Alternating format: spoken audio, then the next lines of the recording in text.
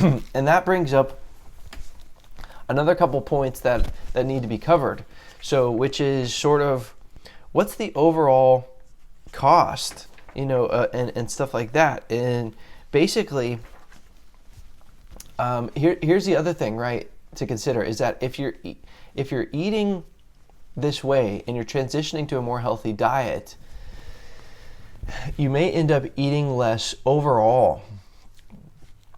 And so the less you eat, the less money it's going to cost to sustain your energy and your lifestyle. I mean, this is such basic common sense.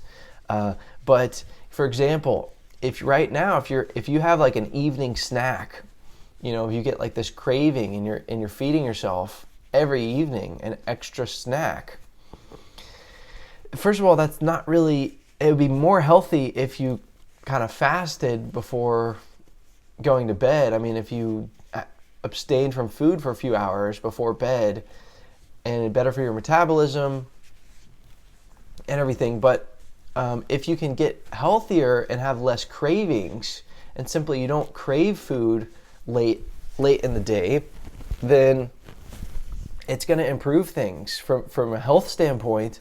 It's also going to lower your costs.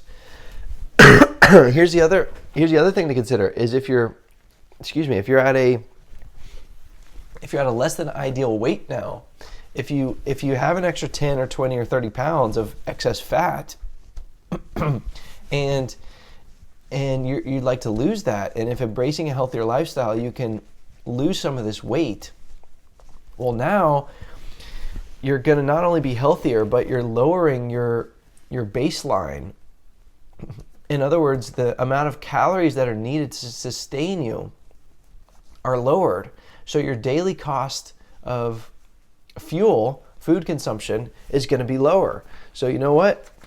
You're healthier, you have less cravings, you're at a better ideal weight, you're going to be eating less, requiring less calories to function, and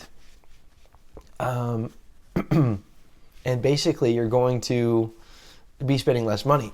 Now the flip side of that is if you get super into working out and building muscle and you get super fit, so muscle and everything, that's going to burn more calories. Your body's going to require more calories.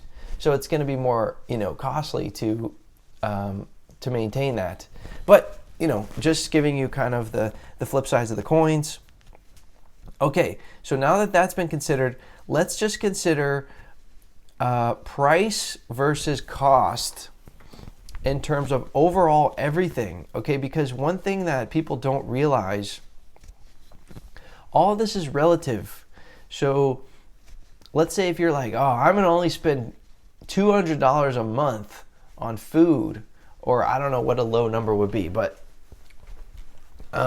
because I don't really worry about that nowadays, because I'm, I've been there though, trust me, where I had to really make every nickel count.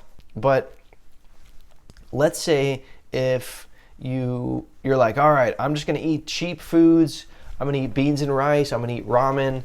I'm going to eat fast food and processed foods.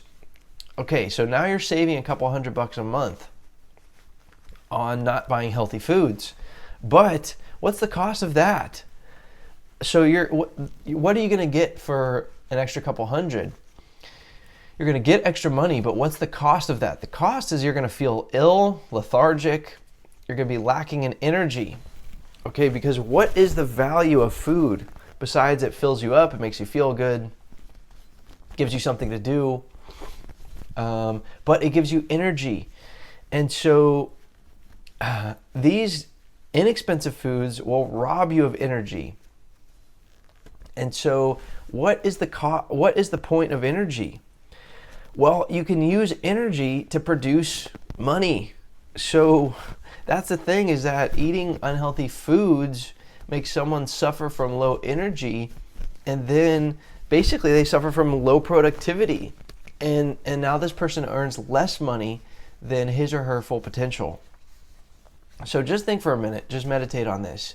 If you had more energy, if you had twice as much or 3 times as much energy that you have now.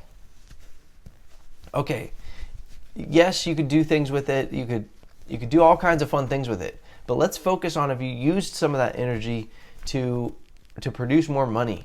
Okay, how could you do that? I mean, you could increase your production at your current work. So maybe you're bringing more value to your role. If you're paid as a part of, if you're paid off of production or you're paid a bonus, you're going to earn more. Or let's say you earn more by getting a raise. You go to the person that sets your salary and you demonstrate, hey, look how much more value I'm adding.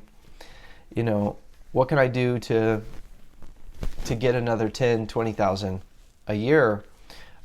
Or you could increase your skill set. You could take a different position in the same company, higher up, better pay.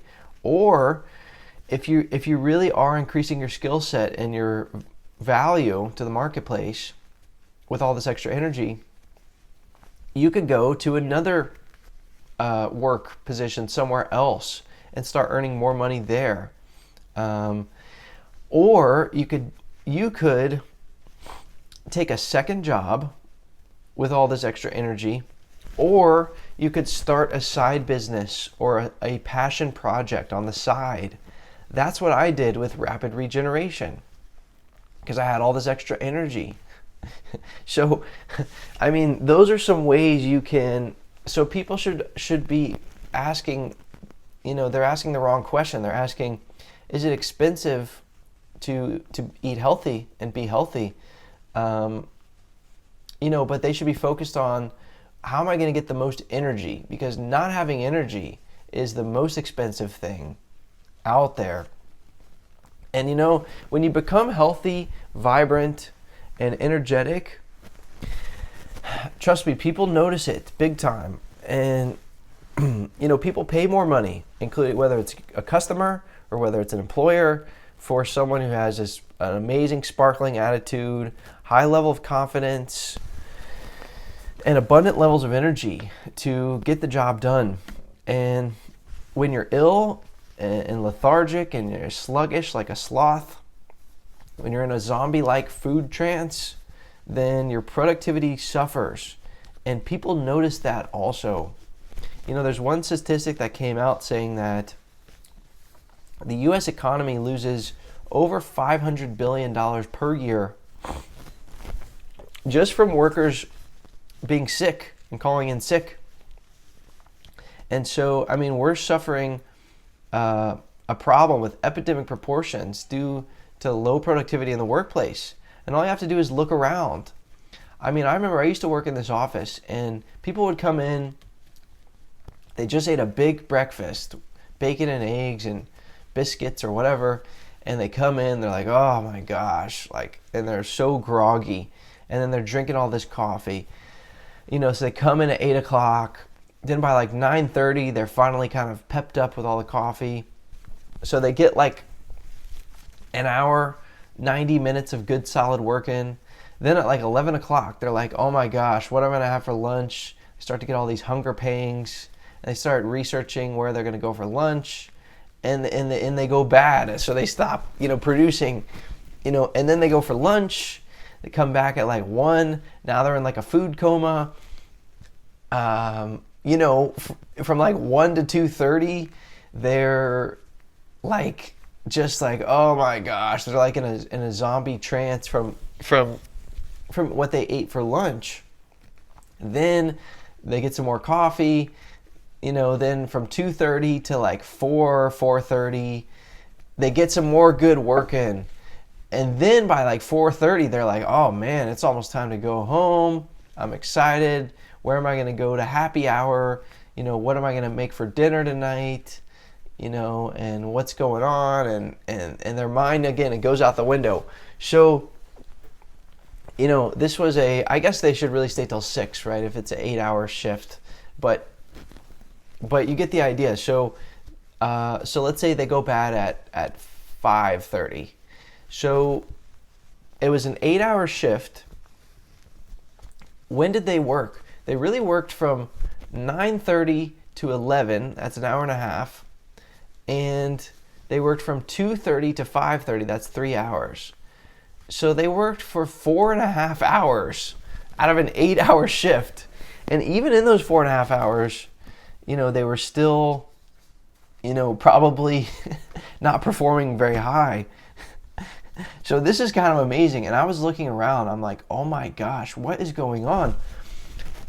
And I was running in circles around my coworkers because the way that I was eating my energy, I wasn't even drinking caffeine. I was. So basically, you'll do this, and maybe during this process of getting healthy and well, you'll notice that you start bringing in more income, or you get connected with the right people, and you get a job that's better for you, or you figure out some kind of business. These things start to flow, and you start to get into this harmony and this cool kind of frequency, interacting, exchanging between you and the universe. So eating unhealthy is going to cost you the most financially. Also consider the cost. That's the cost of having low energy. What about the cost of developing a serious health issue where it becomes a total crisis to the point where you're like, oh my gosh, I'm going to need to get a major surgery. I'm going to need to go on these pharmaceutical medicines and drugs, or I'm going to need to get these treatments from the medical community, in which case insurance will pay for part of that, but you're still going to have this big copay, of thousands of dollars in many cases. Or let's say if you go with non-medical approaches, you want to go to some center with some alternative therapy. These things can cost thousands or tens of thousands of dollars, and insurance typically does not cover the cost of that. So, what's the cost of becoming, having that horrible health problem that people go through? You become debilitated, unproductive. This is a huge, huge cost.